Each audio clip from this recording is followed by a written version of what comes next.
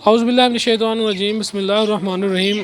پیارے بچے، امید ہے کہ آپ سب خیریت سے ہوں گے۔ تو جس طرح کہ آپ کو پتہ ہے کہ ہم نے فرسٹ ایئر اسلامیات کا جو آج ہمارا یہ سیشن ہے، اس میں ہم جو ہے ہمارا جو ٹاپک ہے، بیسک ٹاپک ہے، وہ بنیادی عقائد ہے، اور اس میں ہم نے عقیدہ توحید اور رسالت کے متعلق جو ہے ہم نے تفصیلاً گفتگو کر لی ہے۔ اور آج جو ہمارا ٹاپک ہے وہ ہے ملائکہ۔ تو ملائکہ کا لفظ جمع ہے، اس کا واحد مالک ہے، جس کے لغوی معنی کاسد کے ہیں۔ فرشتوں کے لیے لفظ رسول بھی استعمال ہوا ہے، جس کے لغوی معنی بھی کاسد کے ہیں۔ چونکہ فرشتے خالق اور مخلوق کے درمیان پیغام رسانی کا کام کرتے ہیں، اس لیے ان کو ملک اور رسول کہا جاتا ہے۔ تو یہ جو فرشتے ہیں یہ اللہ تعالیٰ کی نوری مخلوق ہیں، تو اللہ تعالیٰ نے ان پر بھی ہمارا ایمان اس وقت تک کمپلیٹ نہیں ہو سکتا، ہم ایماندار نہیں ہو سکتے جب تک کہ فرشتوں پر بھی ایمان نہ لائیں۔ تو اسی طرح اللہ تعالیٰ نے قرآن میں بھی اس حوالہ سے ہمیں فرمایا ہے کہ وَلَكِنَّ الْبِرَّ مَنْ آمَنَ بِاللَّهِ وَالْيَوْمِ الْآخِرِ وَالْمَلَائِكَةِ وَالْكِتَابِ وَالنَّبِيِّينَ، کہ تم میں سے کوئی اس وقت تک جو ہے وہ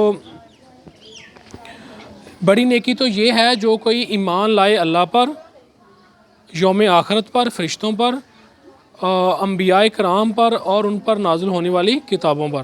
تو اس طرح اللہ تعالیٰ نے قرآن میں بھی ہمیں یہ بات بتا دی ہے کہ ان پر ایمان لانا جو ہے یہ ضروری ہے، ان کے بغیر ہمارا ایمان تکمیل تک نہیں پہنچ سکتا۔ تو اللہ تعالیٰ نے یہ جو فرشتے ہیں یہ اللہ تعالیٰ جو ہے کا پیغام جو ہے یہ دنیا تک پہنچاتے ہیں، اللہ تعالیٰ کے حکم کے مطابق پہنچاتے ہیں۔ جو تعلیمات اللہ تعالیٰ ان کے ذمے جو کام لگاتا ہے وہ بڑا اس کو جو ہے چوں کا توں کرتے ہیں۔ تو یہ ان پر ایمان لانا بھی ضروری ہے۔ تو فرشتے جو ہیں یہ اللہ تعالیٰ کا یہ دنیا کا جو نظام ہے یہ اللہ تعالیٰ کے حکم سے اس کو چلا رہے ہیں۔ تو یہ مختلف جو اللہ تعالیٰ نے فرشتے بنائے ہیں ان کے ذمے مختلف کام ہوتے ہیں، کہ جس طرح حضرت جبرائیل امین علیہ السلام جو ہیں یہ اللہ تعالیٰ کا جو پیغام ہے یہ نبیوں تک پہنچاتے ہیں، ٹھیک ہے حضرت۔ اسی طرح دوسرے جو ان کے فرشتے ہیں ان کے ذمے جو کام ہے اس کام کو بڑے آسان طریقے سے جو ہے وہ کرتے ہیں۔ حضرت اسرائیل علیہ السلام جو ہیں وہ اللہ تعالیٰ کے حکم سے لوگوں کی روح کو قبض کرتے ہیں۔ تو حضرت اسرافیل علیہ السلام جو ہیں یہ قیامت والے دن سور پھونکیں گے۔ اسی طرح ان کے فرشتوں کو جو کام ان کے ذمے لگایا جاتا ہے وہ بڑے اچھے طریقے سے ان سب کاموں کو جو ہے وہ انجام دیتے ہیں۔ تو فرشتوں پر ایمان لانا بھی ضروری ہے۔ اس کے بعد ہم دیکھتے ہیں جو ملائکہ کے بعد آسمانی کتابیں ہیں۔ تو آسمانی کتابیں جس طرح ہمیں تمام انبیاء جو نبی اور رسول آئے ان پر ایمان لانا ضروری ہے، تو اسی طرح ان پر جو نازل ہونے والی کتابیں ہیں، جو ان پر نازل ہونے والی تعلیمات ہیں، ان پر بھی ایمان لانا ضروری ہے، اور ہمارے ایمان کی تکمیل ہی تب ہوگی ورنہ ہم ایمان والے نہیں ہوں گے۔ تو اسی طرح جس طرح یعنی کہ یہ قرآن مجید کتاب ہے، اس سے پہلے جتنے بھی انبیاء کرام آئے ان پر بھی مختلف اوقات میں ان کے زمانہ کے حساب سے اللہ تعالیٰ نے ان پر جو ہے اپنی کتابیں نازل فرمائیں۔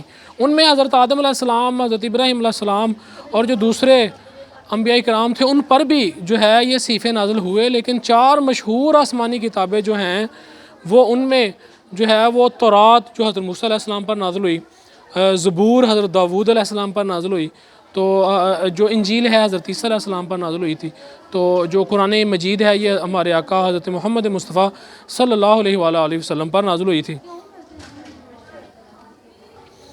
تو اسی طرح اللہ تعالیٰ کی ذات نے انسانوں کی رہنمائی کے لیے جو انبیاء کرام بھیجے ان کو اپنی جو تعلیمات ہیں کتابوں کی شکل میں ان پر نازل فرمائیں۔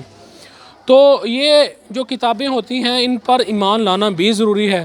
تو جیسا کہ جو پہلے جتنی بھی کتابیں آتی رہیں وہ اپنے زمانے کے اعتبار سے ان کی تعلیمات اس زمانے کے مطابق ہوتی تھیں، تو اب ظاہری بات ہے کہ جب ایک نبی کا جو ایک وہ سلسلہ ہوتا تھا، جو پیریڈ ہوتا تھا، جو ٹائم ہوتا تھا، جب اس کی تکمیل ہوتی تھی پھر اس کے جگہ دوسرا اللہ کا نبی آتا تھا، وہ لوگوں کو اللہ تعالیٰ کی جو ان کے نازل کردہ تعلیمات تھیں ان کے وہ بتاتا تھا۔